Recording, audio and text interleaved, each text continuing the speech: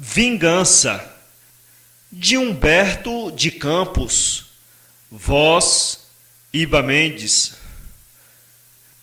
Quando o caboclo Amâncio tomou por arrendamento as últimas 4 estradas de seringueiras do Major Nataniel Francisco das Chagas, cearense chegado a 3 anos do Canidé, já se achava estabelecido nas 4 outras que lhe ficavam vizinhas e que faziam parte, todas, do seringal Bom Sucesso.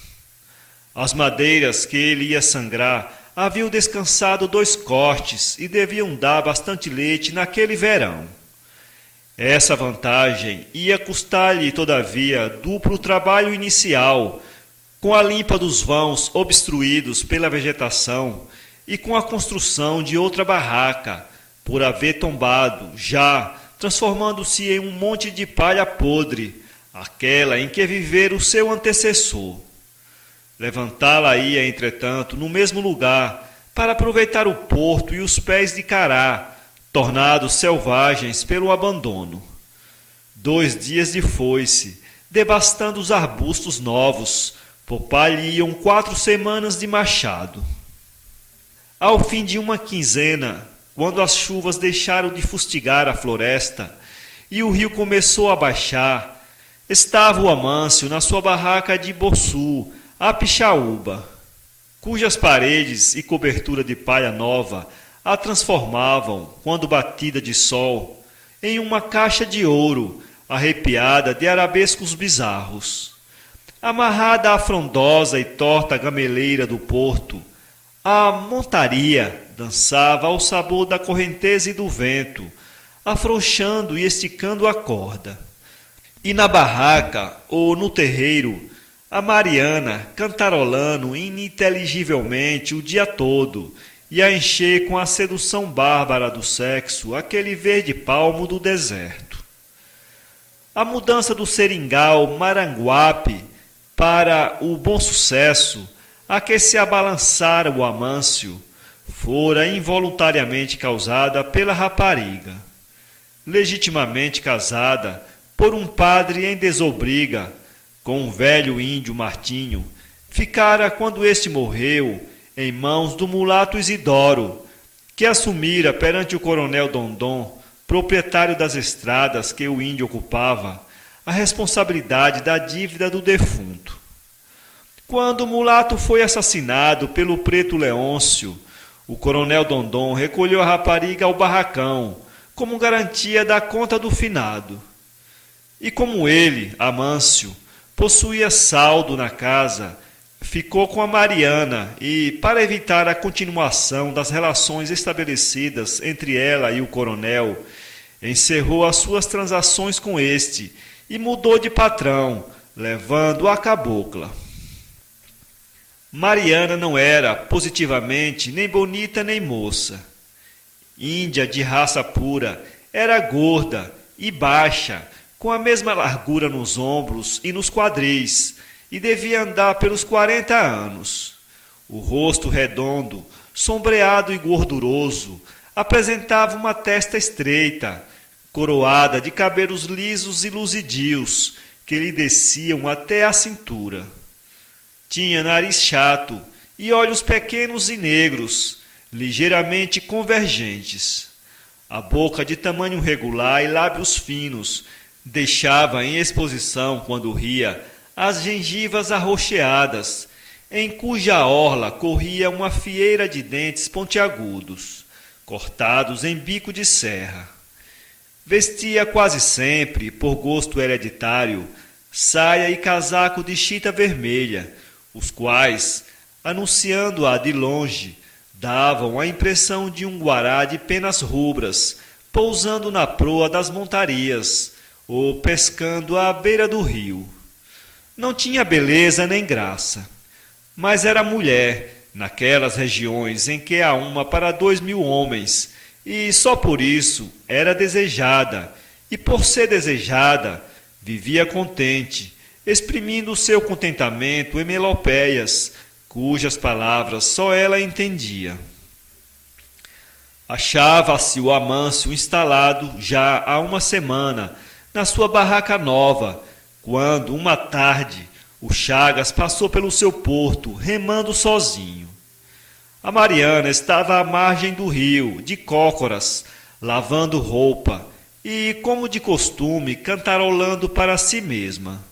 A saia, arregaçada até os joelhos, deixava à mostra as pernas morenas e grossas, iguais e sólidas como dois toros de madeiras cortados no mesmo tronco. Ao defrontar o porto, levou o cearense a mão ao chapéu de carnaúba, em sinal de respeito. A cabocla respondeu ao cumprimento e continuou a esfregar a roupa, mas sem olhar para o sabão. O jacumã do seringueiro roncou forte, rasgando a água. E quando a montaria do Chagas desapareceu na curva do rio, em que as margens eram dois muros de vegetação compacta, Mariana ainda esfregava o mesmo punho de camisa. Os seus olhos tortos acompanhavam o remador como dois novelos de linha preta, cujas pontas se achassem amarradas à popa da embarcação, a qual, na sua marcha, os fosse pouco a pouco desenrolando. Nessa tarde, até a noite, Mariana não cantarolou mais. No dia seguinte, porém, ao entardecer, passou a cantar alto, sentiu-se mais contente do que dantes. Soturno e desconfiado, o Amâncio, em quem não haviam desaparecido ainda a agudeza e perspicácia do selvagem primitivo, não custou adivinhar o que se passava nas horas em que se achava ausente. Rara era a tarde em que não descobria, na ribanceira do porto, marca de uma proa de montaria. E rara também a em que não encontrava a chaleira quente, com os vestígios de que, pouco antes da sua chegada, se tinha feito café. E se os olhos não lhe dissessem essas coisas, a alma lhe teria dito outras equivalentes, pois que, ao chegar à barraca, não encontrava mais as mesmas carícias gulosas, os mesmos abraços vibrantes de animalidade. Antes de descobrir os passos do Chagas na areia molhada do seu porto, ou a terra frouxa do seu terreiro, já o caboclo os havia adivinhado no coração de Mariana. O coração das mulheres que amam em segredo e pecado é como os troncos que têm abelhas. Basta que alguém lhes chegue o ouvido para escutar a zoada lá dentro. 2 dias depois dessa descoberta, o Amâncio começou a aproximar-se, com boas maneiras, do Francisco das Chagas. Ao encontrá-lo no rio, parava de remar, detinha a marcha da montaria e, confiando no queixo a barbicha escura e rala, punha-se a conversar sobre o tempo, sobre o rendimento das seringueiras, ou sobre a queda crescente do preço da borracha no barracão, dando sinais inequívocos de que lhe era agradável a sua camaradagem. Convidado por mais de uma vez, o cearense começou a frequentar a barraca do Amâncio, com a presença deste, que se mostrava sempre comunicativo e obsequioso, servindo-lhe, conforme a demora, uma xícara de café ou um gole de aguardente. Até que, um dia, ficou combinada entre os dois aquela espera aos veados no igarapé dos Mutuns. — Você vem mesmo, homem de Deus? Indagou o caboclo como quem duvida. — Venho, seu compadre, eu já não disse? Só se Deus Nosso Senhor e São Francisco das Chagas do Canindé não quiserem. E tocou no chapéu num sinal de devoção. Ao entardecer do dia aprazado, armado cada um com o seu rifle e levando a tiracolo a corda com que deviam trazer a caça graúda, meteram-se ambos na montaria dos Chagas e penetraram meia légua rio acima, no estreito caminho d'água, remando com lentidão. A floresta começava a mergulhar na noite e parecia em êxtase para esse mistério. A aquietação era absoluta. Ouvia-se o estalar dos ramos secos, a queda dos açaís maduros no espelho d'água e o ruído dos jacumãs ferindo a superfície lisa do igarapé. Há uma hora de transição na selva em que os animais do dia já se recolheram e em que os da noite ainda não estão acordados. Hora de trégua, hora de armistício dos seres e das coisas selvagens. E era essa hora que soava no relógio imenso da natureza, quando Chagas e o Amâncio encalharam a montaria numa sapopemba e percorreram os 100 metros que os separavam da árvore, em cuja fronde se deviam esconder, à espera dos veados que aí vinham comer as frutas miúdas caídas durante o dia.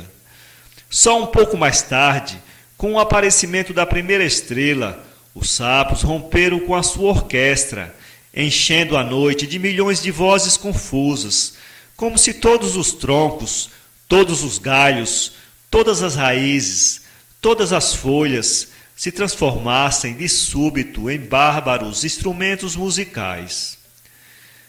Vencendo a vegetação rasteira e luxuriante das terras baixas e quase alagadas, chegaram os caçadores a um lugar mais alto, onde um bacurizeiro erguia a fronde elegante no meio de outras árvores de porte menor, cujo fruto era particularmente procurado pelos veados da região.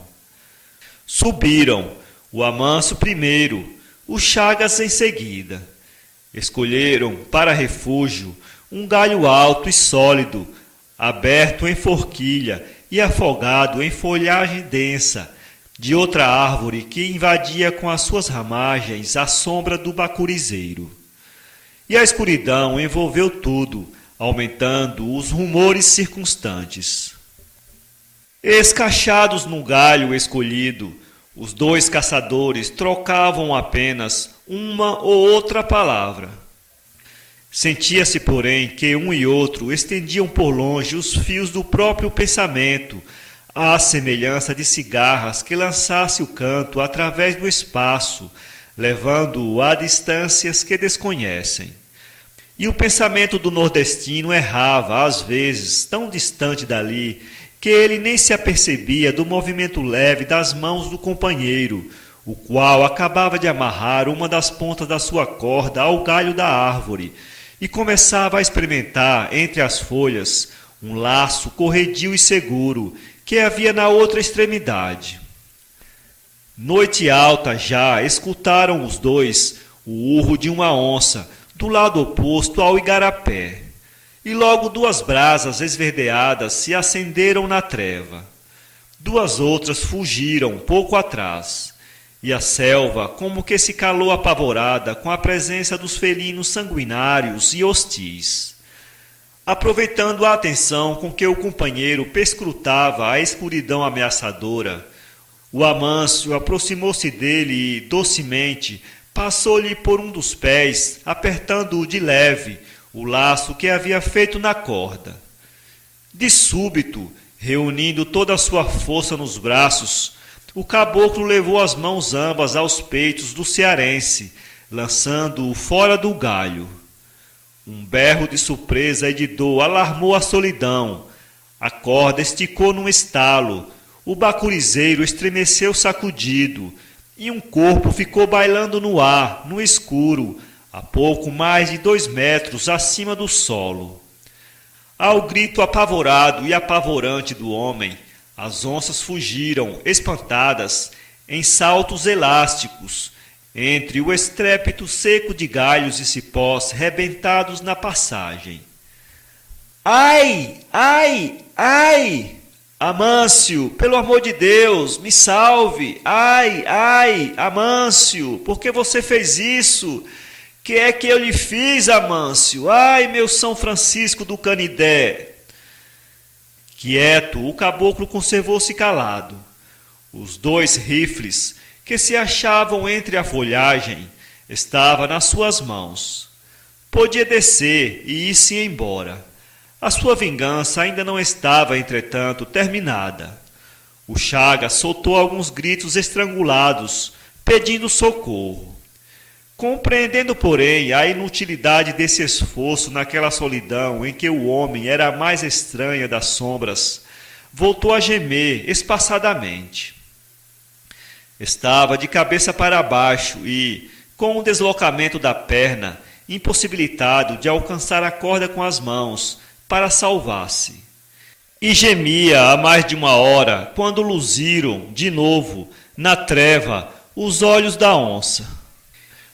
Chagas gritou para afugentá-la, mas a ameaça, em vez de amedrontar, incentivou o felino, que marchou agachando-se na direção do bacurizeiro.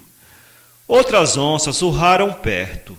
6, 8, 10 olhos verdes luziram na escuridão.